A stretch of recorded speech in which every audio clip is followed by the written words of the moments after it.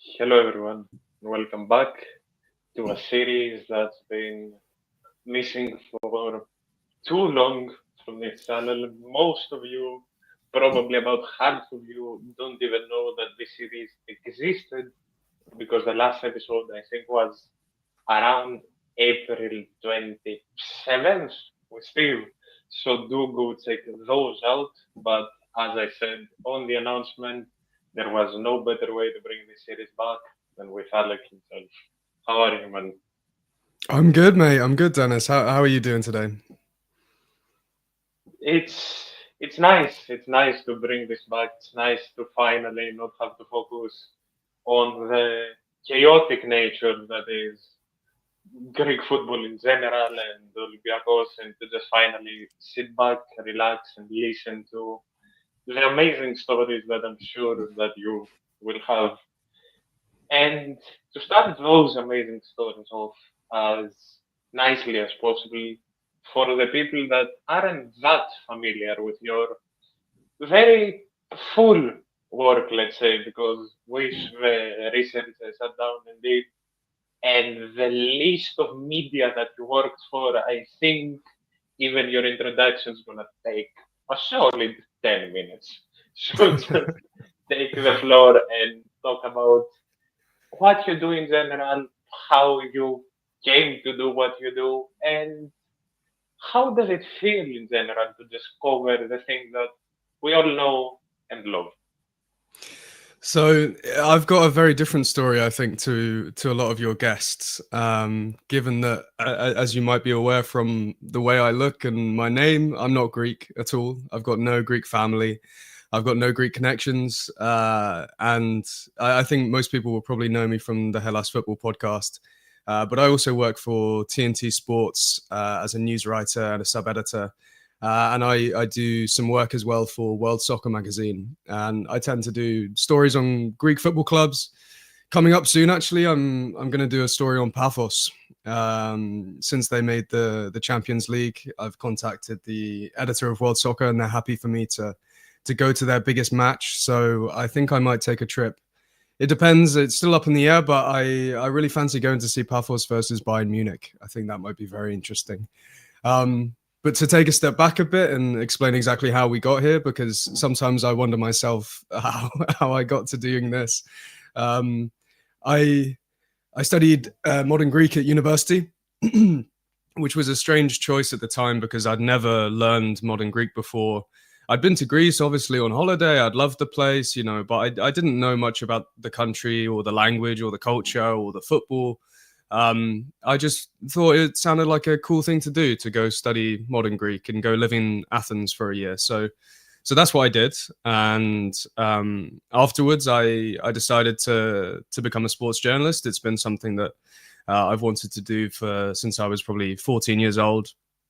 And I've always loved football. My main team is Liverpool. In terms of Greek football, I've got a lot of soft spots for lots of different clubs. But in general, I support Greek football as a whole. I try not to be too biased. I like to be very neutral about things. So even though my affinity is officially towards Ike, I still like to see Olympiacos do well in Europe. I love to see Panathinaikos do well in Europe. I'm very annoyed when Aris don't do well in Europe, which is every season. But, what can we do? And so, yeah, I started... actually, the first person who got me into this, you've already interviewed him, is Stephen. I interviewed him back in 2021 because I wanted to write an article about Greek football. Because back in 2021, things weren't going too well, not as well as things have gone since then. And there's a lot more optimism, I think, now than there was back then. But everything was in free fall. Like I think John Van Schip was still the manager of the Ethniki.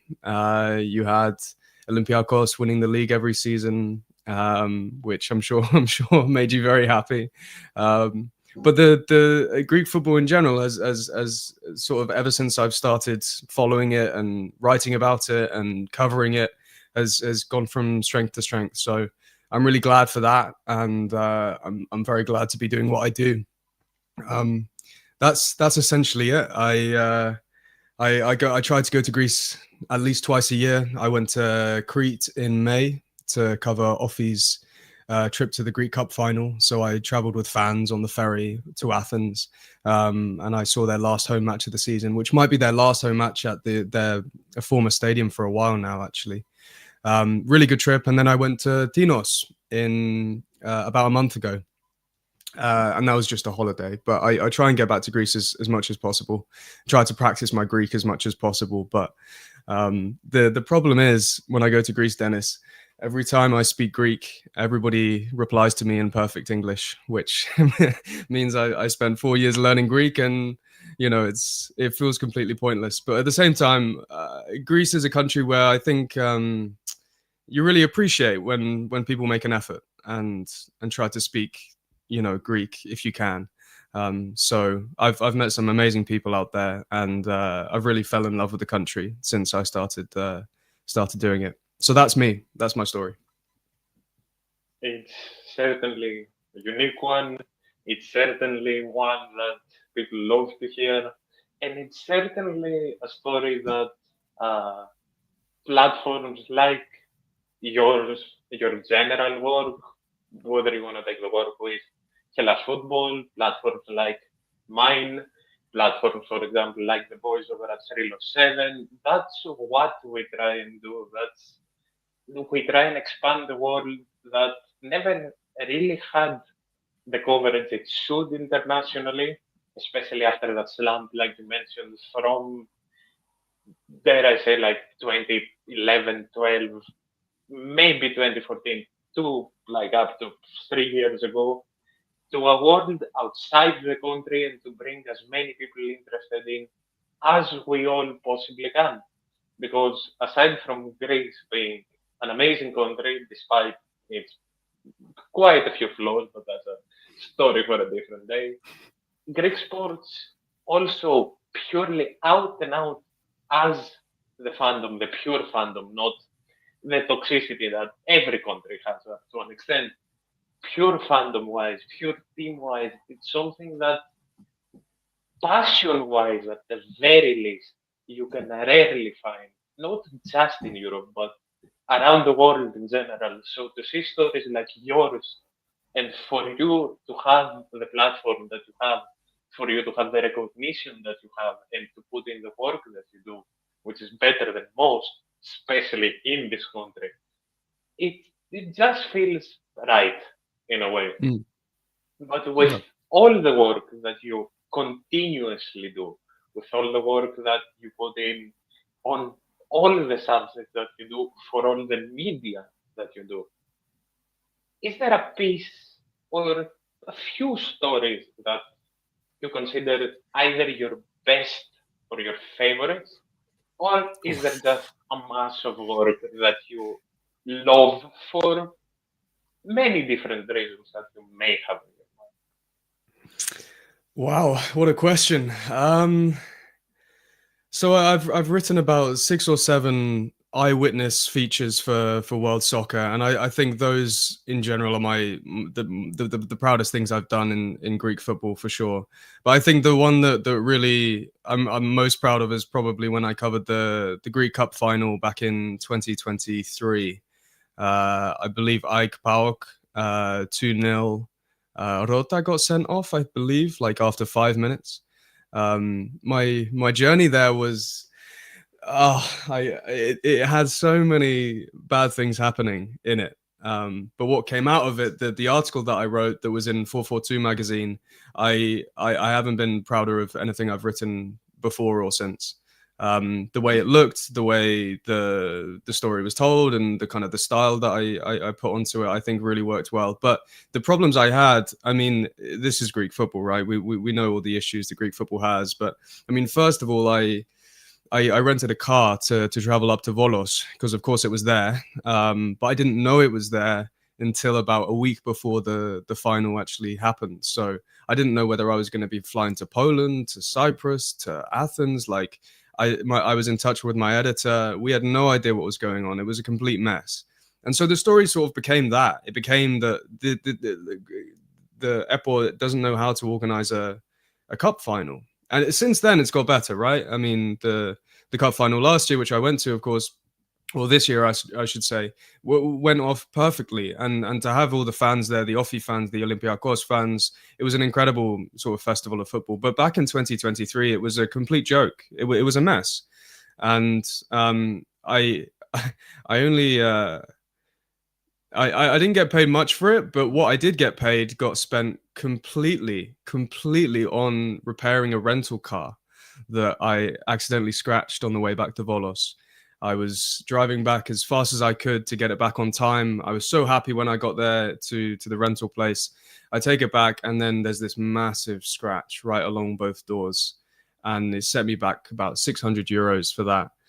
When I got to the final as well, the security guards, they didn't have my name on the accreditation, even though I knew, and they'd told me that I was able to enter. So they kept on blocking me. I eventually had to phone my 442 editor. They had the wrong name down. They had my editor's name, not my name. Oh, it was a mess. So I eventually get to the stadium, and then when I get there, I try to get the pass, the accreditation around my neck. And there's nobody there. They said they've all gone. They've all gone to watch the match. The match is starting in like 10 minutes. And so I had to wait for the chief's head of security to come down, and he led me up, and I explained to him the situation, and he was looking at me like, why do you want to follow Greek football?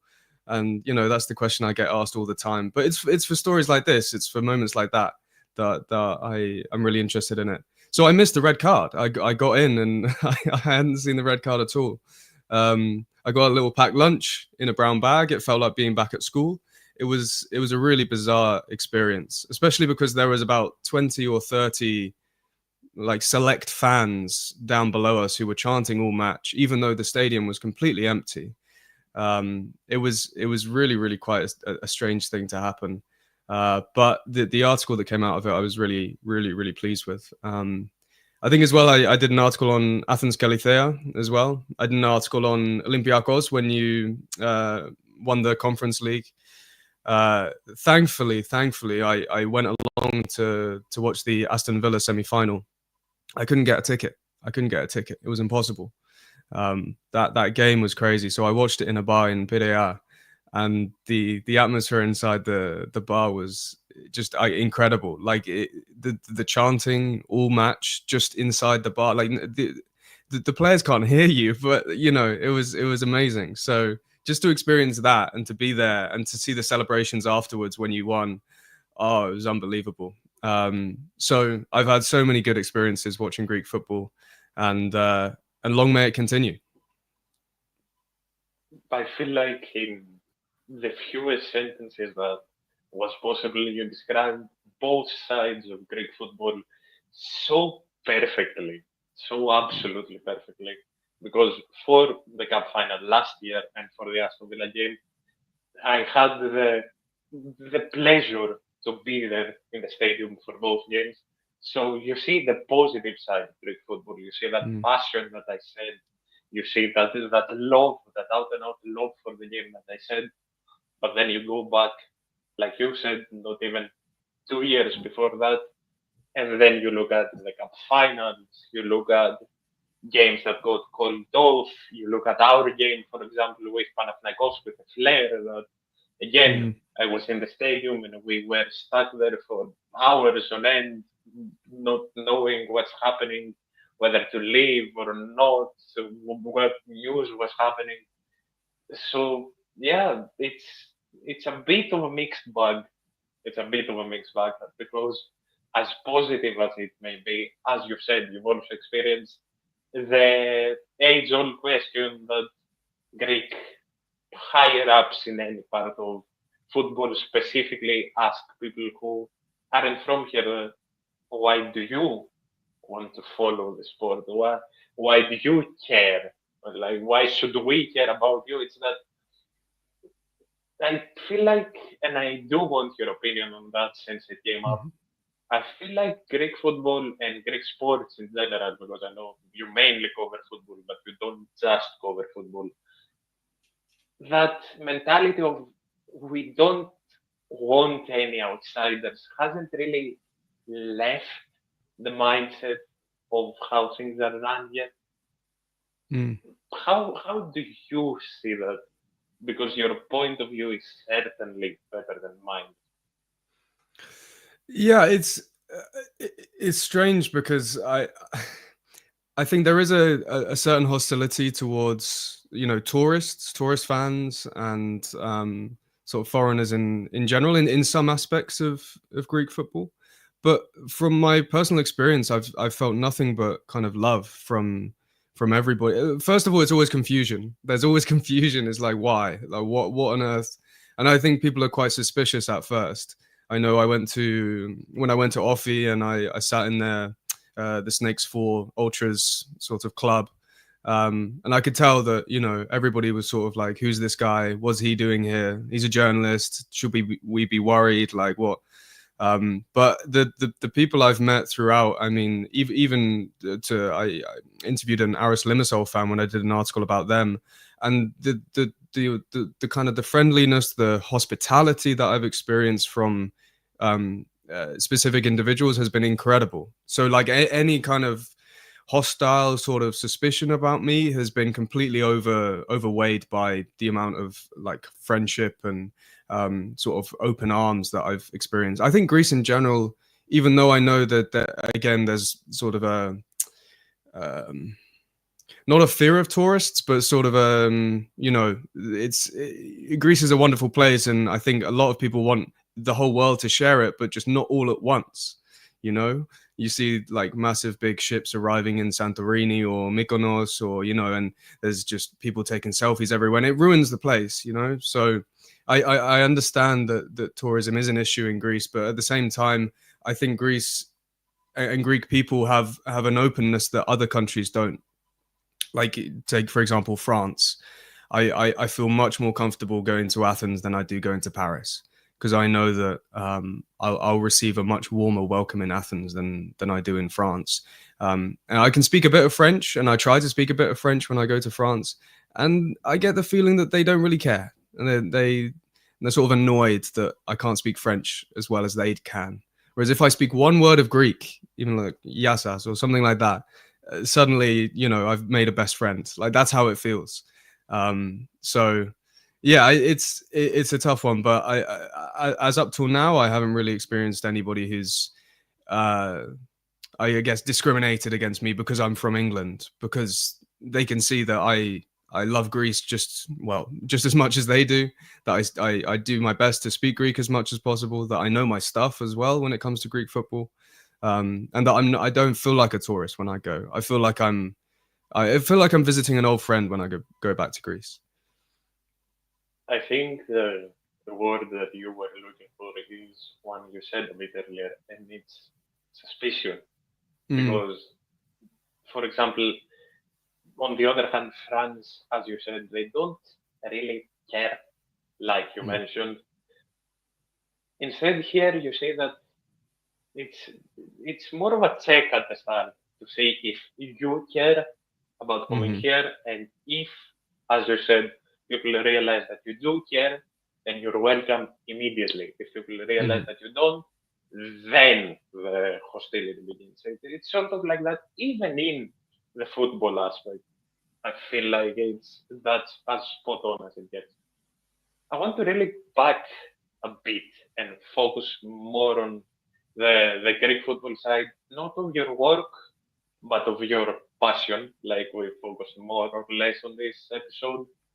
And talk to me about not necessarily how you landed to be an Ike fan, but how you view Greek football in general, not just in Europe, but as a league as well. Like, what do you like about it? What do you dislike about it? If you want to specifically talk about Ike, if you want to talk in general, that's all up to you. So I think, the first match I ever went to in Greek football, I've got it up here. I've got a list of all the matches I've been to in Greece. Was Aris versus Panelefsiniakos, and this was back in the Super League 2 days when Aris were there. So this was 2017, March 2017, and I also went to an Apollon Smyrnis game the week afterwards as well. And even though this was a Super League 2 game, like I wasn't going in with much expectations about the atmosphere. I thought, maybe it's empty, whatever. But the fans that were there created such a noise and such an atmosphere that I was just hooked immediately. 'Cause in England, we've got a very deep pyramid in terms of you can go to a sixth tier match and there will be 500 to 1,000 people there, but the atmosphere is different. It's completely different compared with Greek football. The chanting is non-stop, which is something in England we just don't have. Even at Premier League level, I think the crowds more react to games, whereas in Greece there's this constant support, like this unshakable belief in your team, even if you're losing. And in England, that can turn very quickly. Like, I mean, you take the example of like Everton, they regularly boo their own team off at half time or at full time. I know in Greece, there's still, if a team isn't doing well, they will hear about it. But at the same time, there's a level of support that is completely different to what I've experienced in England, at least. In terms of the Greek league, there are things to fix for sure. Putting on my kind of like, if I was in charge hat, I would say that the league needs to be bigger. For one, I think at the moment the number of teams just doesn't allow for such historic clubs to be in it, as well as the up and coming clubs, the well run clubs like Olympiacos, for example, like Panetolikos. Like these clubs deserve to be there as well. But also, I want to see Panionios in the Greek Super League. I want to see Panathinaiki in the Greek Super League. I want a fuller league. I mean, you look at Turkey. Turkey's got, what is it, 18 teams, 20 teams in their league, and they're doing just fine. So I don't see why that can't happen. The playoff system is interesting. I'm still not completely decided whether I like it or not. It's exciting, absolutely, but at the same time, it does still lead to matches which don't mean anything at all.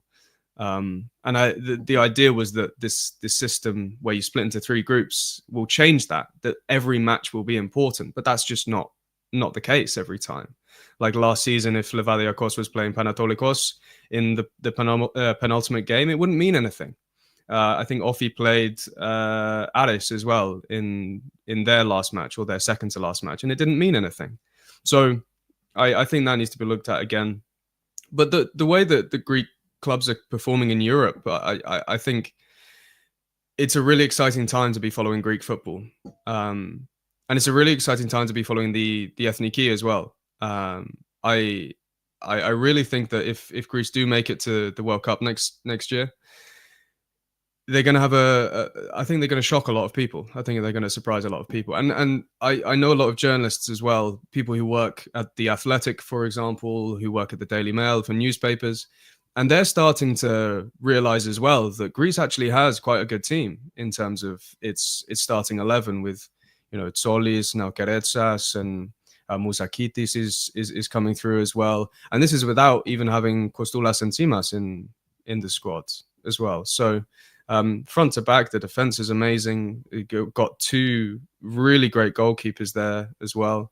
Got options at fullback. It's got depth now. And so, yeah, I'm so glad that I started following Greek football at the time I did, because now it's starting to really get exciting, and I'm really getting optimistic about what's to come in the future. I feel like you, with the timing that landed you in this universe of Greek football in general, I feel like you've seen both the lowest of the low and now the highest of highs, but of course 2004. And I feel like, as you said, it's arguably one of, if not the best time to start following Greek football if you haven't, or if you're not from here, given not just the positivity of the present of Greek football, but the potential of the future coming up. Again, not only for the clubs, but for the FNG as well. And with the changes that are happening in EPO and that happened already in EPO, for example, as minimal as it sounds, the FNG having its own training ground after God knows how long, it's all really looking up in many, many different ways. You've worked for a lot of media, as you said. You've worked for many, many people, and I'm sure you've met many, many people as well. But for a bit, I want you to specifically focus on your work for Hellasfootball, which, as you said yourself, is the platform that most people will know you from, and not only how you run into Hellasfootball and become as regular as you have, but how it strengthens your point of view on Greek football in a way. Yeah, so as I said, I interviewed Stephen back in 2021, and in fact, I told him to become a journalist. He didn't mention this in the interview, but I told him what I was doing, doing an NCTJ, and like a journalism degree essentially, and so he said, yeah, that sounds good. I might do that myself, and so he did it the year after. And I think I kept in touch with Stephen a bit, but for a couple of years, like 1 year or so, nothing really happened. I didn't sort of like get onto a podcast straight away. And then all of a sudden, Steve said, look, we've got an episode where nobody's available and we need somebody to come on and talk to. And I didn't feel qualified at the time to come on to a Greek football podcast and start speaking for, an hour. This was back in maybe 2022 or 2023. And the amount of preparation I did for it, like I did so much research. I for like an hour, I was making notes like until midnight, basically, for just this one podcast. I was very nervous going onto the podcast as well. I'd done maybe a couple of podcasts before, but never really just one-on-one with somebody else. And then it was really good fun. I really enjoyed it. And so Steve was like, oh, do you want to do the same thing next week and the week after? So I started getting on a few more. And yeah, the more you get on, the more you meet the other people. So, Nick from Panathinaikos, and Alain from PAOK. And, it's a group of people. And what kind of links everybody is the love for Greek football, but for the love for trying to produce content in English, because I think it's important. I know in Greece there's a lot of media about what happens in Greek football, Sport 24, Gazzeta, etc. What you're doing, of course, and it's important to realize that there's so many Greeks outside of Greece. There are so many Greeks outside of Greece. There's probably more Greeks outside of Greece than there are inside Greece, if you talk about third generation or second generation immigrants. So it's important that people who possibly don't have the same access to the Greek language as maybe somebody who's just moved to Australia from Athens, let's say, it's important for those people who their father is Greek or their grandfather is Greek, and maybe they didn't learn Greek at school, or they didn't they can't follow it in that way. I think it's important for them to still keep in touch with what's going on. I think that's what makes Hellasfootball, I think, very successful in terms of the posts we put out and the podcast that we do, getting good numbers, is that it's all based around trying to make it accessible, trying to let everybody in to Greek, the world of Greek football, including myself. That's how welcoming it is. Even somebody who's not Greek whatsoever is welcome to discuss it and to talk about it. And I think it's a good way of keeping everybody with us, because it's a crazy world in Greek football, and if you're not keeping up with it, then you miss so much, and it's a shame if you do. So yeah, it's really good at Hellasfootball, and we've got some exciting things planned. I don't want to kind of give anything away, but hopefully we're gonna make a few adjustments and progress the podcast and the site even more if we can. But that's something that is happening behind the scenes, and I don't want to give too much away. I'm sure it will be as quality as all your work is. I hope that my audio is fine, because my connection did drop for a slight second. So, but I hope everything keeps working fine. Something that you didn't mention, well, you kind of did, but it is very appreciated from an outsider's point of view is that, for example, my work, the boys over at Thrylos 7, I know of PAO International, and a lot of other people are trying to do what you mentioned, which is to work. And what we talked about at the start also, which is to welcome more people in that don't necessarily have the ability or the knowledge to keep up with the Greek media, but that's team specific. I feel like what you guys do is the only platform which makes it even more important in everyone's eyes. That is so inclusive and holds such variety to everyone. Even, for example, Larissa fans, which I don't think that there is any single other platform that can do that, which is purely English, which helps everyone much more, of course, than team-specific platforms like this one, but holds a more unbiased uh, point of view on Greek football and points out the good and the bad equally. And as you said for the start as well, all of your stories are fascinating and then some, because you mentioned Steve and the story about how you told him to become a journalist, which, as you said, he had mentioned when he came on. You talked about how the platform is run in general, and of course, you talked about the importance it has to keep even you as informed as you are in this chaotic footballing world. So I'm sure, as I said, that whatever is coming up will be even better than what you guys are doing right now. Something that I kind of skipped over because I wanted you to just take a bit and talk about it as a whole, as a specific subject, is the award you have. Yes. Which is such an interesting story and such an interesting article to get such nice recognition and such well deserved recognition. So, not only how did you feel when that award came up, but how did an Olympics article connect like that to lead to such a wonderful and well deserved award? Yeah, this was strange. It was in a weird time of my life. Actually, I just lost my job as a journalist. About possibly, I think 6 months beforehand, I'd lost my job, and I was still trying to find a new one. I was trying to apply for things, but the only thing that I was really doing, which to do with journalism, was writing these really long articles. So that's when I did the 442 article about the Greek Cup final. And that's when I traveled to Bosnia to cover Zrinski Mostar, which is a very weird club if you don't know about it.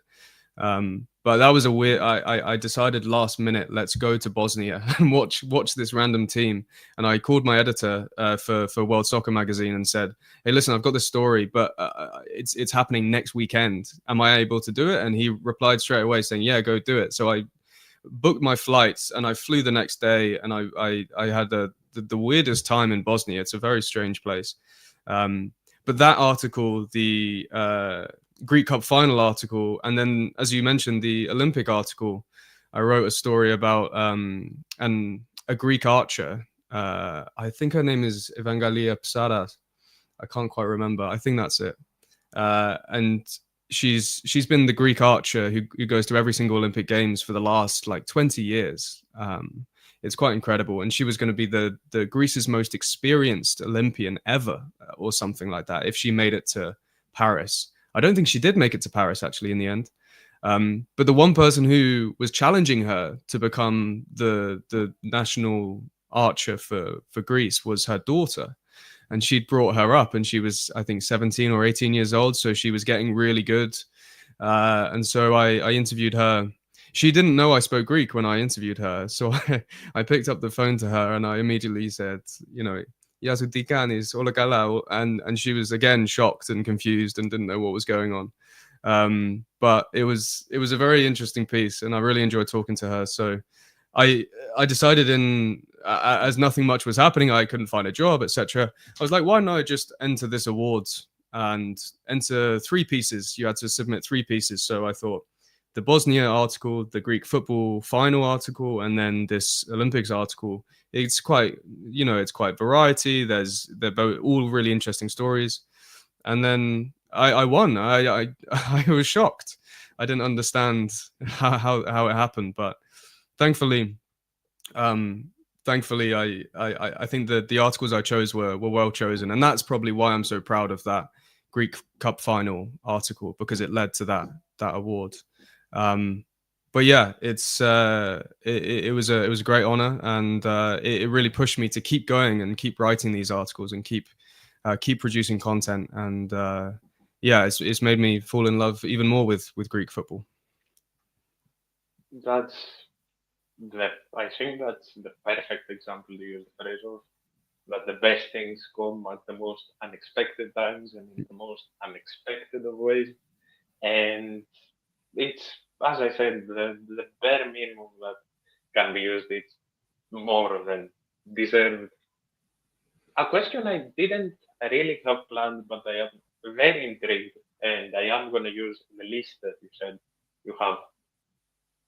With how much you've been here and with how many matches you've been able to attend, what are your best and worst experiences attending a Greek football match? Let me just get the list in front of me so I can remember. My best and worst experiences. Wow. I know my worst, I think. I went to Lamia to watch PAOK play. This was back in 2023 when Lamia were okay. I think PAOK won 3-0. Zivkovic, Oliveira, Dantas scored. It was a nothing match, like a complete nothing match. And me and my father had traveled all the way from Athens. We'd rented a car. We visited Delphi, which I'd never seen before. And that was amazing. But we went there. We stopped off at Livadia. And then we went to Lamia, and we arrived and we had a nice meal and everything. But the whole trip was for this match, just because we wanted to. It was on and we wanted to see it. And I got there and I was trying to look for tickets, and I couldn't see any tickets anywhere. And I was asking people, "Oh, you go around here, you go around." And of course, the classic sort of Greek chaos. There was nobody there to help us. And eventually someone told us, "Oh, you can't buy tickets. You can't buy them in person. You have to buy them online beforehand." This was in 2023. This was before you needed, the gov.gr application. And no, I had no idea about this. And so we got talking to this very, very, very scary and stern Greek security guard, like bald. He had eyes that were like staring into your soul. And I was trying to explain the situation to him in Greek, saying, Dimosografos, grafo ένα άρθρο, etc., etc. I showed him like my LinkedIn, I showed him my Twitter to try and prove. And obviously, again, it's the same kind of suspicion. Like, why does this English person, who is clearly English, he looks English, why does he speak Greek? And why does he want to come see Lamia versus PAOK on a random evening in January? So eventually, I think he got persuaded, and he just let us in for free. And I think that kind of sums up my experience of Greek football quite a lot.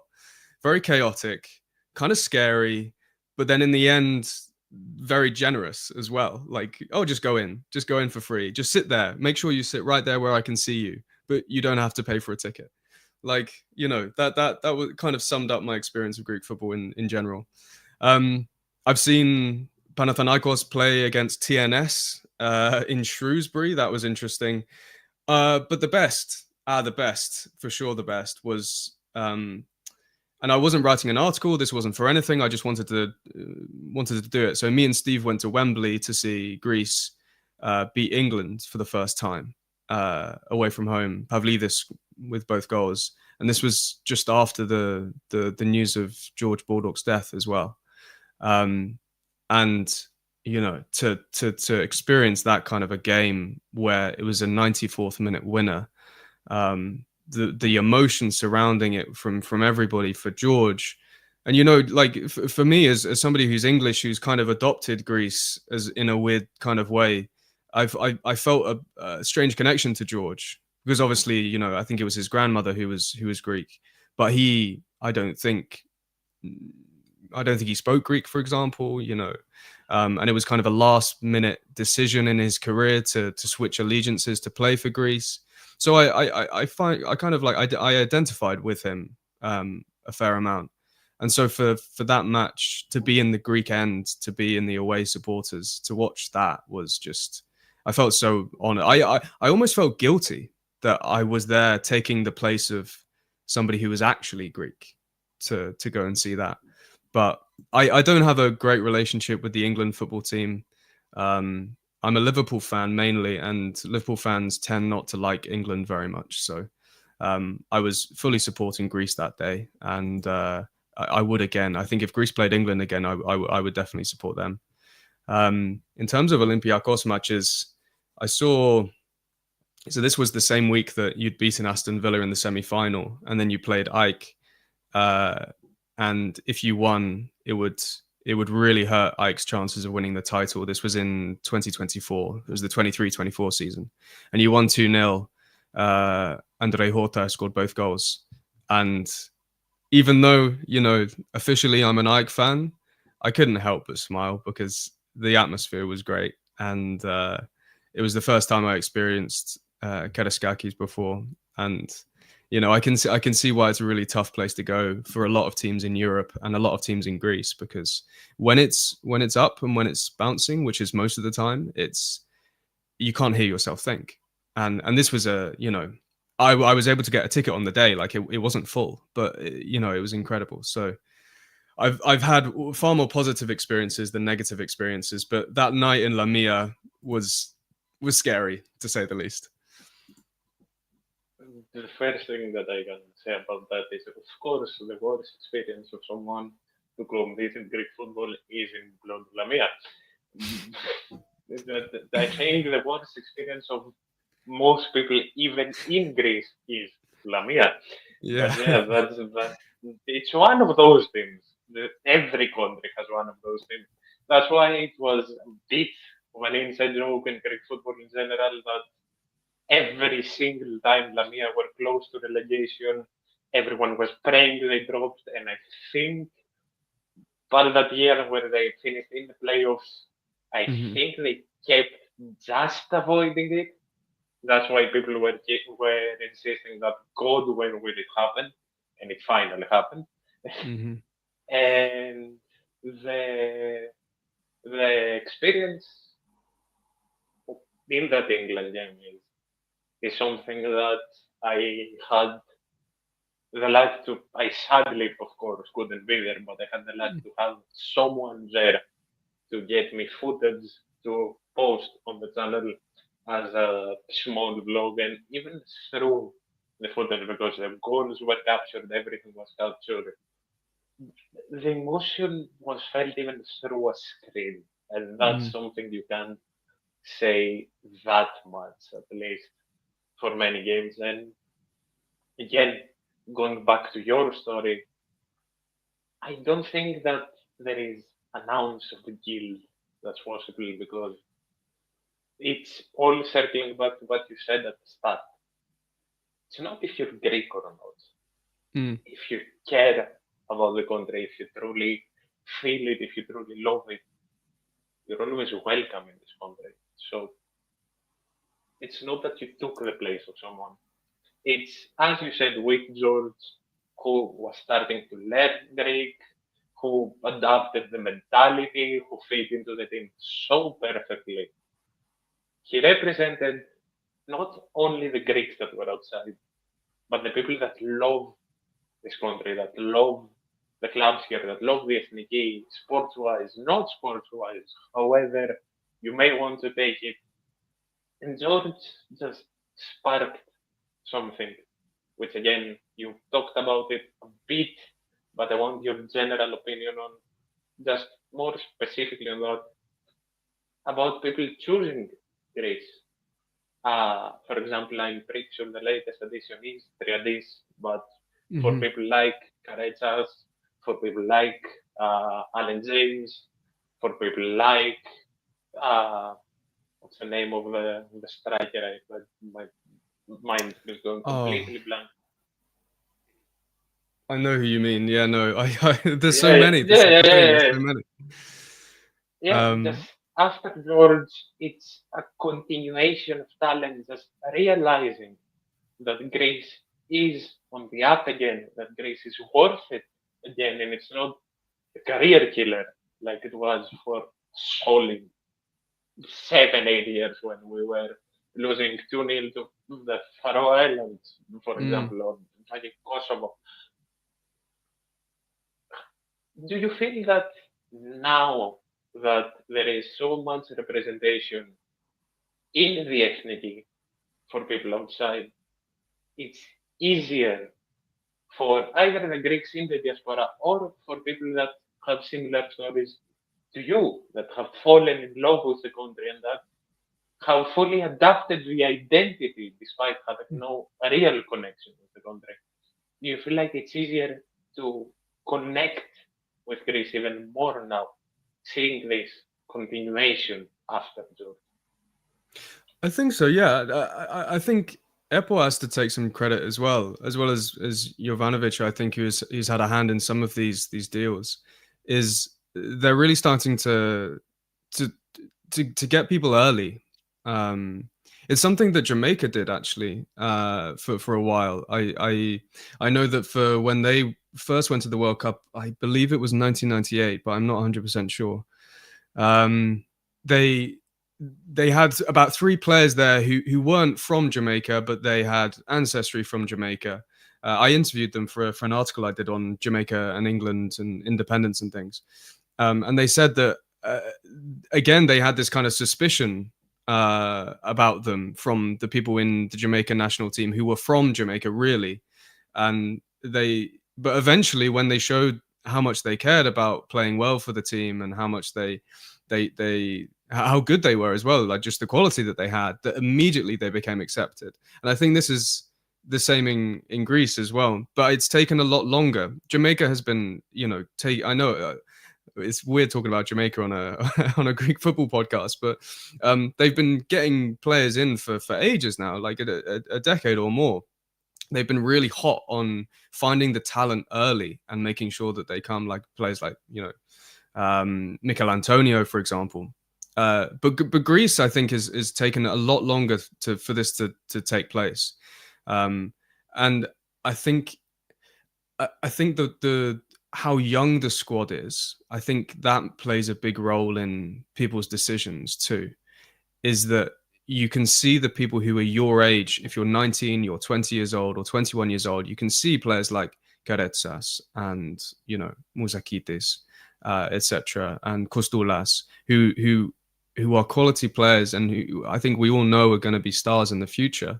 And it's the opportunity to grow with them and to have that journey alongside them for the next 10, 15 years. They can become your best friends, and the amount of Greeks who are playing in different leagues in Europe, every sort of maybe player who could represent Greece but maybe isn't representing Greece probably knows somebody in a league or knows a player in a league, and they can see that they're getting game time or they can see that they're getting in the squad, and so then maybe they're thinking, well then why can't I do that as well? I think the national team having a training ground really helps. I think the national team having a very good manager really helps. And this whole project, you see Zafiris as well, him joining PAOK the year before a World Cup starts. I think that's deliberate. I think he wants to play with Constantelias. I think he wants to really ingratiate himself into the national team and make next summer, if it happens, the success that I think we all think it could be. And yeah, I think it does help people to connect with the national team as well from a fan's perspective. It's nice to see people who who are proud of their Greek roots, and maybe they were born in Germany, or they were born in the Netherlands, or they were born in England, or they were born wherever. But the fact is they're proud to be Greek, and I think that really shines through. With other teams, like I mean, I use the example of England because it's the one I know the best, but I don't know if many of the English players are proud to be English. Do you know what I mean? I think they are proud to represent their country, but I don't know if they love their country in the same way as Greek people love their country, in the same way that Karetsas might love his country, or his roots, I should say. I think people from who go to America, or who are brought up there, who have Greek parents or Greek grandparents, you see Ange Postecoglou, for example, saying that he's Greek. Like in an interview, he said that, even though he was born in Australia. Well, he was born in Athens, actually, but he was brought up in Australia. You can see that everybody in all parts of the world, if they have one connection to Greece, are proud to make that part of their identity. Like Stephen, for example. Like, So I think that's really helped the national team. And fingers crossed for next summer, because it would be a real shame if they don't make it. It's a better chance than ever, for sure. Mm. The point you brought up goes back to what we talked about a bit before. It's the emotion. It's what I said, that you very rarely, I'm not saying that it's impossible to find it, of course, as much as I would love to say that this is purely a Greek thing, but it's very rare to find a country in general that's so emotionally invested in their roots, emotionally invested in their nationality. And again, not only players wise, but fan wise as well. Mm-hmm. The connection you see, but of course, some toxicity, some wonder, everything like that. The connection you see whenever the Ethnic is playing in any sport against any opponent is definitely more special than anyone can really come up and just say. The next thing that I wanted to ask you, and for you to let everyone know, perhaps a couple of more stories about not necessarily your background, but your work as a more general image.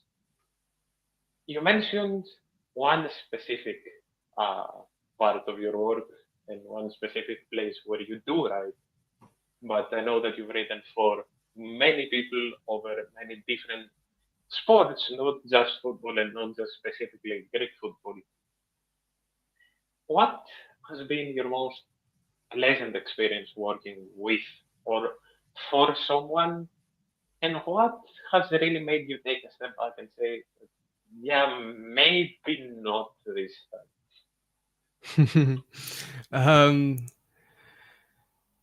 So I became a journalist because I really like meeting people. I really like meeting new people and finding out their stories, listening to them, because everybody's got a story. Everybody's got an interesting background, and and the same as me, right? But I like letting other people, in the same way that I guess you like it as well. You like letting other people talk and hear about what's going on in their lives and how they got to where they are. So my first job was for a content agency called SportsBeat, and they throw you into the deep end. Like you've had training, like what you're doing as a journalist, but they just essentially just give you a number to call and say, call this person, find out about their story, and then write about it.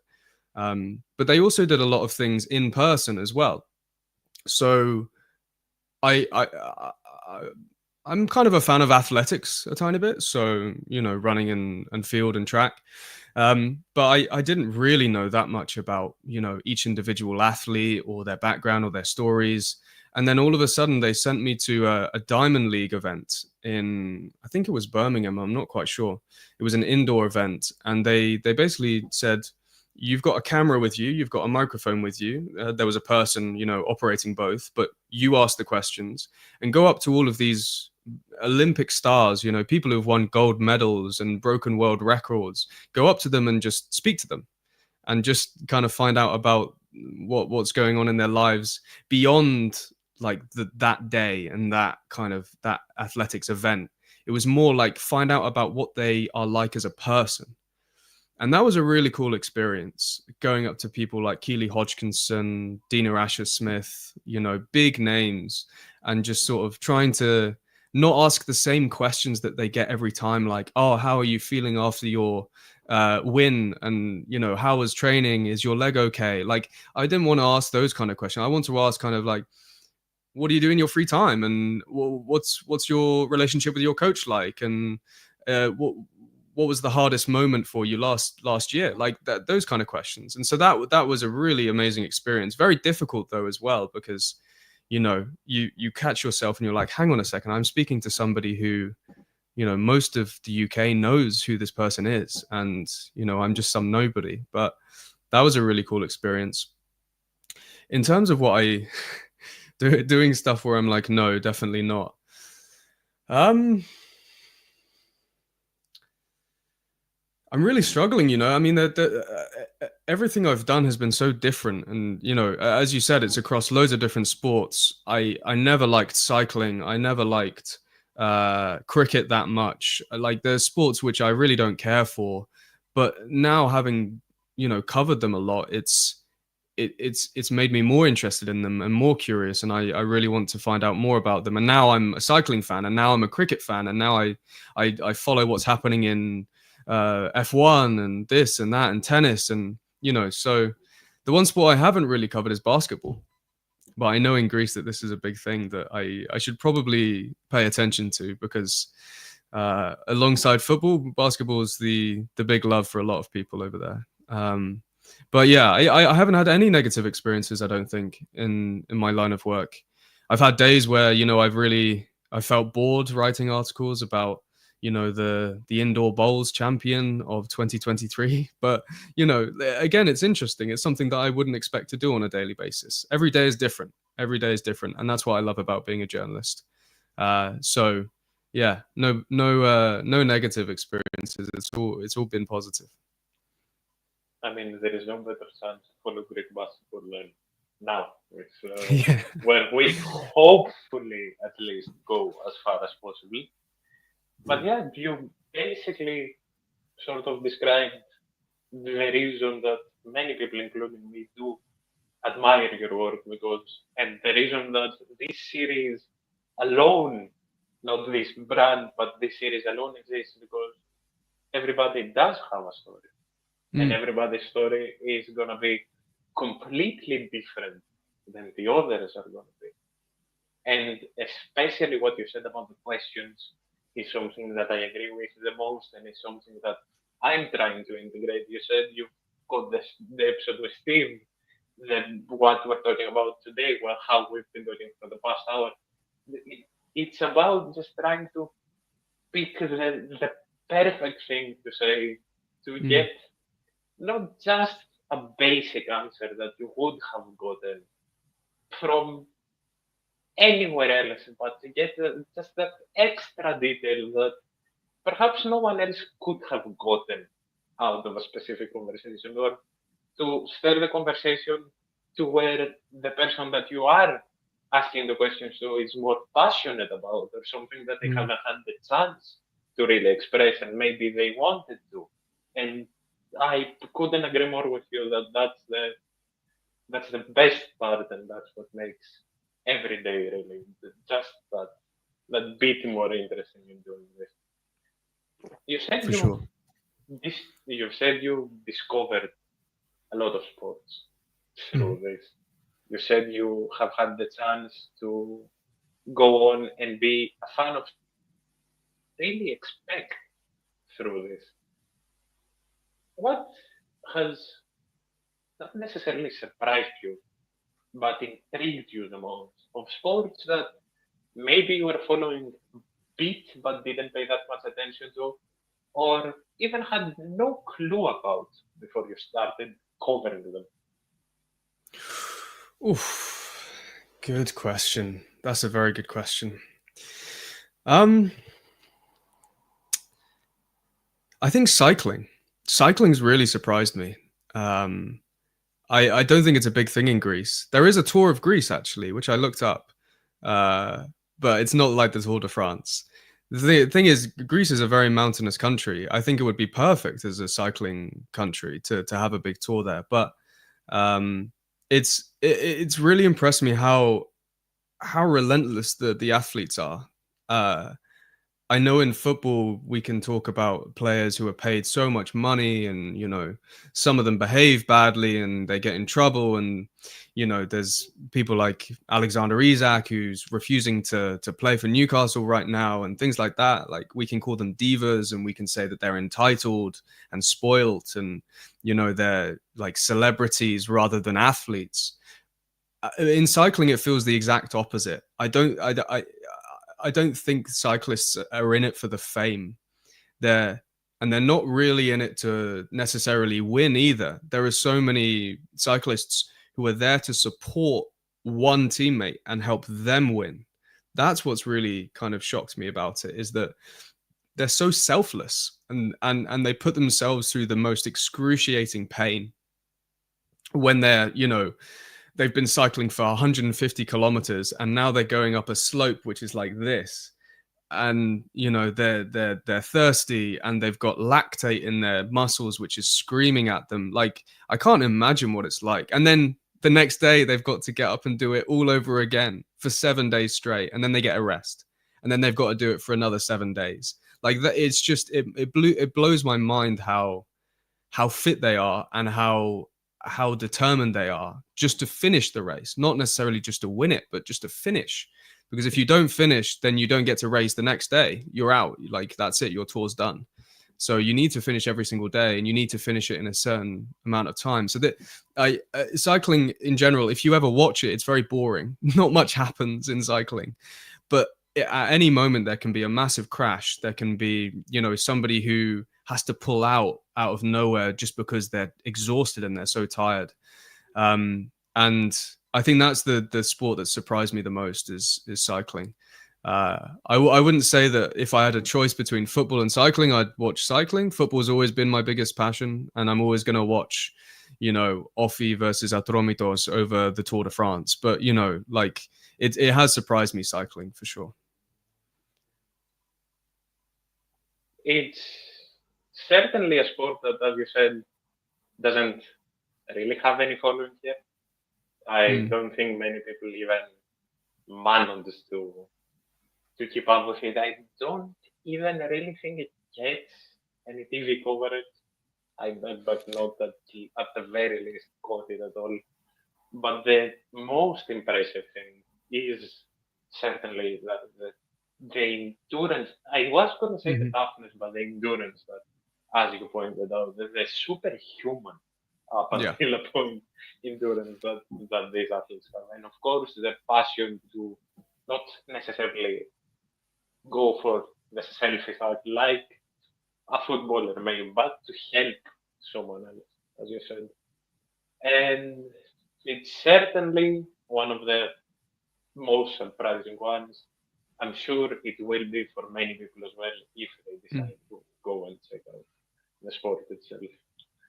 As I'm saying that we're closing in on 1 hour and 5, and because I don't want you to go straight to a goddamn 7-hour, 8-hour shift and not have any time, of course, thank you for that solid hour of some wonderful stories. And I want to give you the chance as well to just say, just wherever anyone can find you, even though some of your links are already down in the description. Yeah, so Alec McQuarrie on Twitter, that's _McQuarrie, McQuarrie. You can see it on screen anyway. You can find me there. But follow the Hellasfootball podcast because we have a podcast, coming out every single week. We're doing a lot more writing now as well. That's where you can find most of my stuff. You can also have a look on TNT Sports as well. That's the shift I'm going to in an hour's time. So I do a lot of writing there, but it's about I don't think I've written a single article about Greek football. I'll be honest, on TNT Sports. As much as I try, I try all the time to pitch these articles about, you know, Panathinaikos or Olympiacos doing well in the Champions League or the Europa Conference League, etc. But nobody has ever said yes to me. But I'll keep going. I'll see if they want an article about Paphos. We'll see. But yeah, that's where you can find me. But yeah, thank you so much, Dennis, for having me on. It's been great to chat with you. Yeah, it's been an experience. You asked me so many good questions that I never thought I'd be asked before. So thank you so much, mate. For sure, my pleasure, man. And definitely, we didn't even get through half of the work that you have done. So we will definitely need to run this back at some point. Sure, absolutely. But for now, see you all soon. Thank you once again, man, for going on. And until the next one, that's for sure, as Alec promised for Hellasfootball podcast and his own work, will be better than ever. Thank you.